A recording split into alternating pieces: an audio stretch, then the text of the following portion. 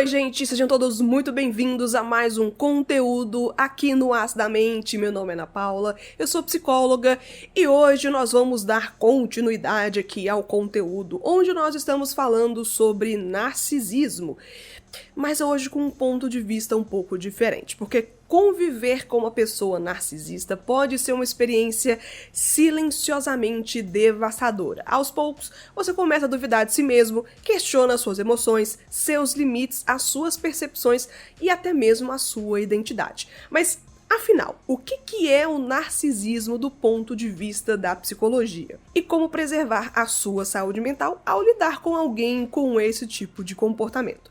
Nesse conteúdo de hoje a gente vai juntos aqui explorar essas questões à luz da psicopatologia e da fenomenologia existencial para que você possa entender esse tipo de fenômeno de forma mais profunda e principalmente encontrar caminhos mais conscientes e saudáveis para cuidar de si e dessa relação. E se você gosta desse tipo de conteúdo, aproveita aqui a vinheta do canal para deixar o seu like e se inscreva aqui no As da Mente caso você ainda esteja perdendo os conteúdos semanais aqui no As da Mente.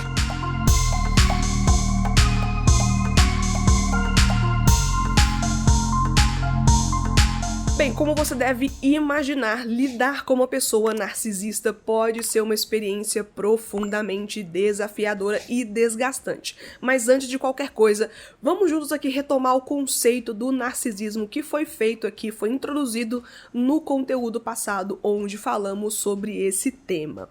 O que é narcisismo? Recentemente eu fiz um conteúdo mais completo falando sobre isso, você pode procurar aqui no canal que você com certeza o encontrará, que vai ser ótimo para complementar aqui esse nosso bate-papo de hoje.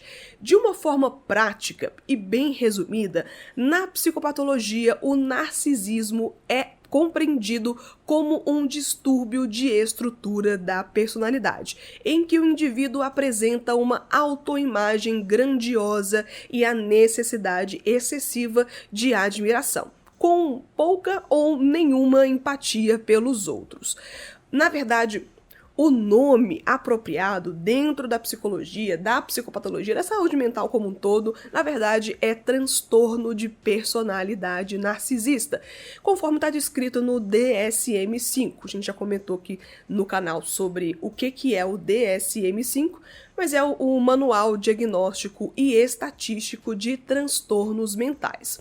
Dentro desse diagnóstico, a gente pode caracterizar alguns comportamentos que eles são sempre recorrentes, como por exemplo, um senso inflado de autoimportância, fantasias de sucesso ilimitado, de beleza ou de poder, crença de que a pessoa é única, insubstituível e especial, necessidade constante de admiração, comportamentos exploradores e manipuladores nas relações, falta de empatia, inveja dos outros ou a crença de que os outros é que o invejam, atitudes arrogantes ou altivas. Importante aqui salientar mais uma vez, esse tipo de conteúdo não tem a pretensão de fazer diagnósticos, tampouco de te sugerir a fazê-los. Não sai por aí diagnosticando as pessoas ou se autodiagnosticando. Saúde mental é coisa séria e o diagnóstico apropriado é feito dentro do consultório, com um psiquiatra ou com um psicólogo especialista em psicodiagnóstico em uma investigação multifatorial completa. Fora isso, eu nem levo a sério e sugiro também que você não leve também. É importante que você saiba, cara pessoa, que o transtorno de personalidade narcisista é considerado como uma condição crônica, ou seja, não há uma cura no sentido da erradicação completa e definitiva dos seus sintomas. No entanto, há tratamento e ele pode sim gerar mudanças significativas na forma como a pessoa se percebe e se relaciona com os outros. Procura no conteúdo onde eu falo um pouco mais aprofundado sobre esse tema aqui no As da Mente para mais informações. À luz da psicologia, e mais especificamente a fenomenologia existencial, é possível compreender com mais profundidade esse impacto subjetivo da convivência, bem como os caminhos para preservar a própria saúde mental diante desse tipo de relação com uma pessoa narcisista. O ponto de partida aqui para essa reflexão nossa hoje deve ser o reconhecimento de que toda relação humana é um campo de troca de afetos, de olhares e de significados.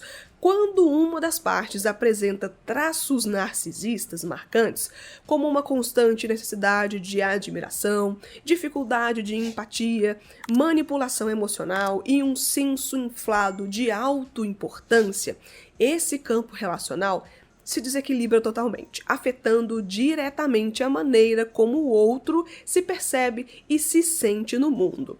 A fenomenologia existencial, ao enfatizar a experiência vivida e a compreensão desse ser no mundo, nos convida também a olhar para além dos rótulos diagnósticos e observar o que está se passando no entrelaçamento das existências.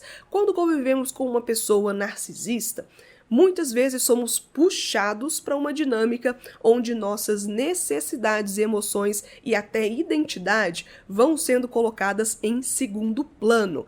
Nesse processo, é comum que o sujeito que está ao lado do narcisista comece até a duvidar de si mesmo e de se responsabilizar por conflitos que não lhe pertencem e, aos poucos, perca o contato com a própria intuição e autonomia. A escuta fenomenológica propõe que o primeiro passo para resgatar a saúde mental nesse cenário é voltar-se para a própria vivência, sem julgamentos, acolhendo o que se sente de fato. Frustração, exaustão, raiva, medo ou confusão são emoções legítimas diante de uma relação bastante assimétrica. A partir dessa escuta interna, o indivíduo pode começar a se reposicionar nessa relação tão conflituosa. Isso não significa necessariamente romper de imediato, embora em alguns casos essa seja definitivamente a atitude mais saudável. Mas sim, estabelecer limites claros e reencontrar a sua própria voz, principalmente quando você não pode se desvencilhar dessa pessoa. Por exemplo, é o seu chefe, ou é uma pessoa muito próxima a você que você não pode naquele momento necessariamente só se afastar. Se fosse assim, seria muito simples. Esse limite claro aqui e reencontrar a sua própria voz, a sua própria identidade, pode ser um fator muito importante. A fenomenologia existencial vai enfatizar a liberdade e a responsabilidade como características essenciais do existir. Ou seja, mesmo diante de relações adoecidas, como essa relação que nós estamos comentando, o sujeito pode se responsabilizar por cuidar de si, por retomar o seu projeto de vida e por construir uma existência mais autêntica.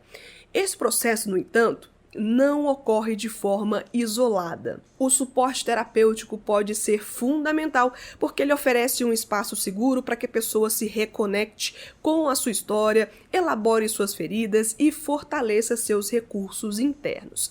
É importante lembrar que a pessoa com traços narcisistas, embora também traga à sua existência aspectos do sofrimento e carência, frequentemente apresenta grande resistência à mudança, e especialmente se ela não reconhece os próprios padrões disfuncionais. Esperar transformação ou empatia de alguém que constantemente nega essa alteridade nela mesma pode aprisionar o outro em ciclos repetitivos de esperança e frustração. Esperança e frustração. A fenomenologia nos lembra que nós não podemos controlar o outro, mas nós podemos transformar a maneira como nos posicionamos diante dele. É nesse espaço de liberdade que reside a possibilidade de crescimento, mesmo diante da dor, da esperança e da frustração. No final das contas, lidar com uma pessoa narcisista exige não apenas estratégias externas de defesa, mas, sobretudo, um movimento interno de reconexão com o próprio ser. Cuidar da saúde mental, nesse contexto, é um ato de resistência existencial. É escolher apesar das forças desestruturantes do outro, permanecer fiel à própria existência, reerguer-se como um sujeito e trilhar o caminho que seja verdadeiramente seu, aquilo que faz sentido para você, mesmo que o outro insista que você está errado. Foque nessas palavras que eu vou te dizer aqui agora. Lidar com uma pessoa narcisista exige mais do que paciência, exige consciência, limites claros e, acima de tudo, um compromisso para a própria saúde mental. Se você puder, se for possível, afaste-se. Se não for possível, nesse momento, estabeleça esses limites claros, porque é um processo que pode ser muito doloroso, mas também pode ser libertador, pode ser aquela sensação de alívio quando você passa a se reconhecer como sujeito da sua própria história frente a uma outra pessoa que insiste em te ter como espelho do quanto ele é incrível, imprescindível e insubstituível. Totalmente da fantasia, mas às vezes você tem que ser o público pro palco que ele é, ou pro palco que ele está, no caso, né? Se esse tema falou com você, não deixe de buscar apoio, seja na terapia, em leituras, em rede de apoio, de acolhimento. E lembre-se que a pessoa cuidar de si não é egoísmo, é responsabilidade existencial. Se esse conteúdo aqui fez sentido para você, agora é minha hora de pedir, né? Eu te peço aqui o seu like, o seu curtir. Peço também que você compartilhe com outras pessoas que talvez possam se beneficiar desse conteúdo e se inscreva aqui no canal para mais temas que ajudam na sua jornada de crescimento pessoal. A sua participação é muito importante para a gente manter essa conversa ativa, mesmo quando o conteúdo já tivesse encerrado. E no conteúdo, na descrição do conteúdo, você vai encontrar tanto os links onde eu estou em outras plataformas, você vai encontrar o meu contato e também você vai encontrar uma lista, uma planilha de indicações de leituras que eu sempre deixava aqui esparramada na descrição do conteúdo, mas eu resolvi organizar e deixar de graça para vocês. Se você tiver curiosidade dentro da psicologia, dentro da filosofia, dentro da sociologia também, que são temas que eu costumo estudar, tá aqui embaixo na descrição do conteúdo o link para a planilha para você ver ali as minhas indicações e links de compra também se você estiver interessado. Muito obrigada por me acompanhar até aqui ao final, um beijo para vocês e até a próxima história aqui no Astamente. Tchau, pessoal!